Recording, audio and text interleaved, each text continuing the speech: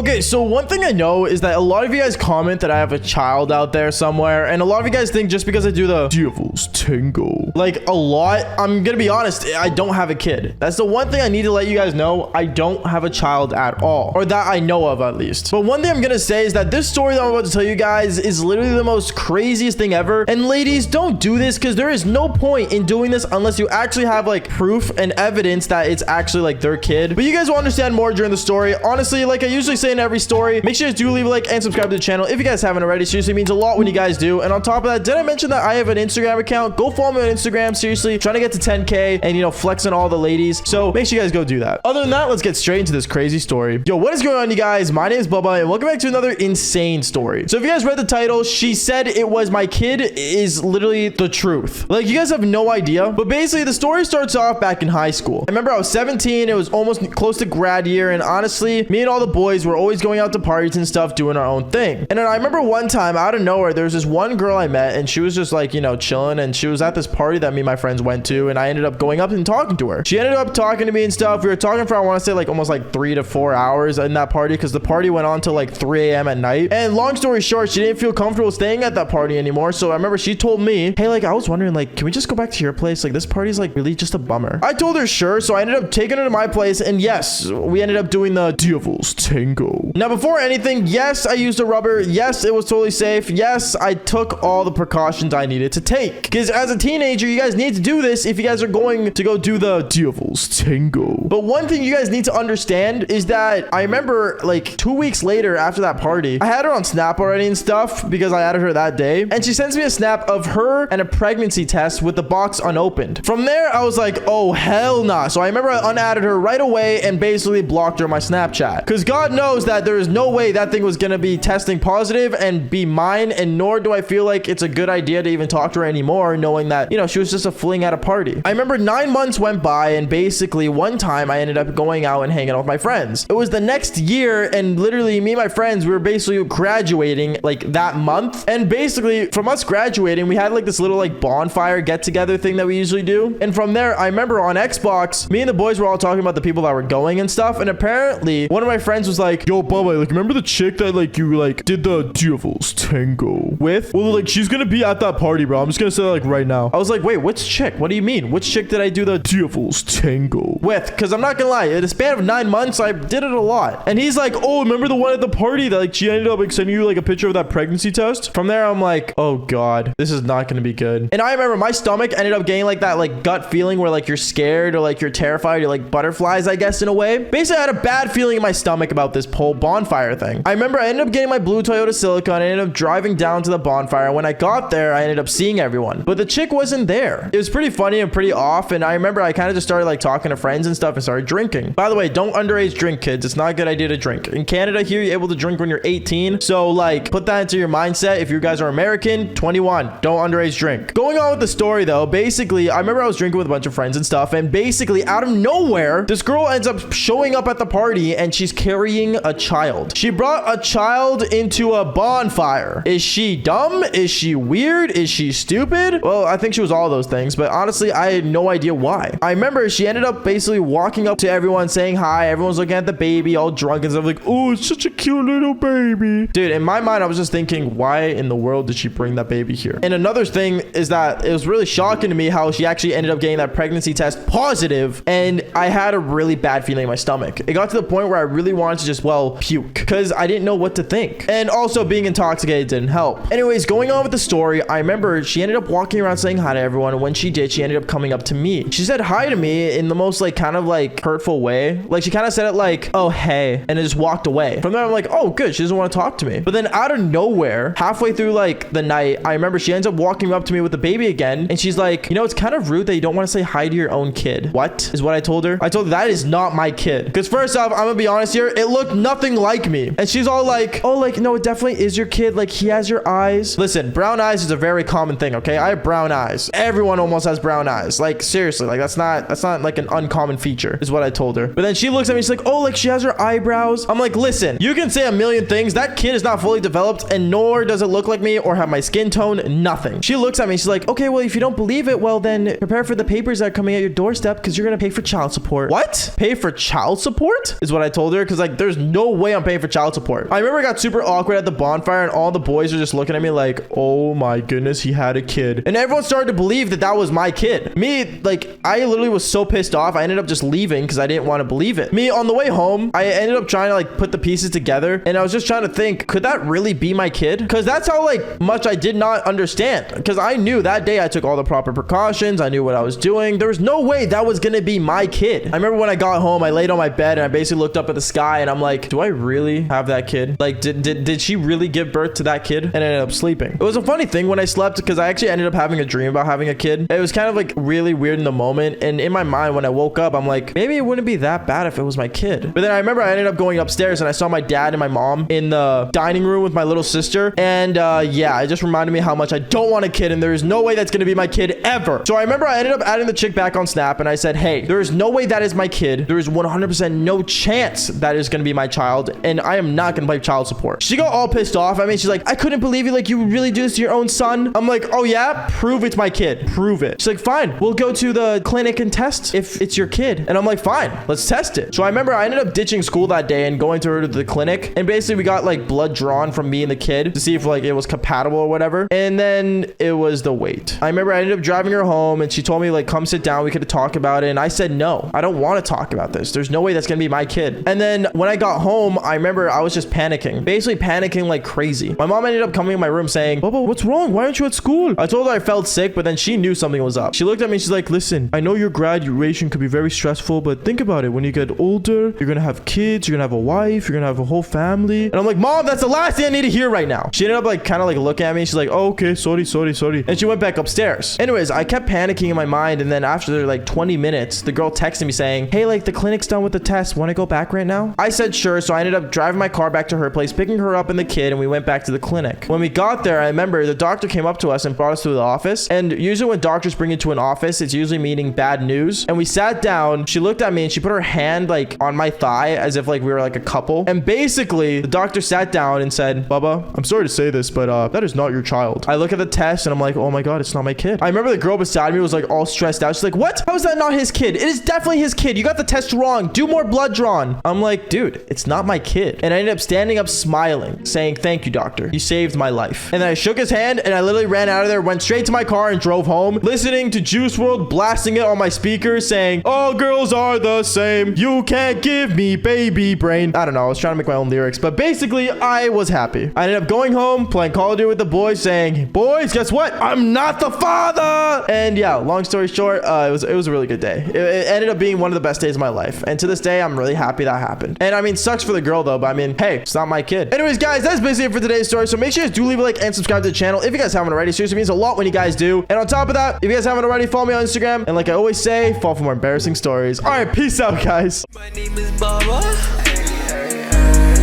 I'm still on top of the world. Never's taken with your mother. Of course, let's go. Should I make it a story? Let's click record. Got that TikTok with 2 mil, hit different with some more. She said she loved me, she kept. Should I exit for sure? I got 100K for my life.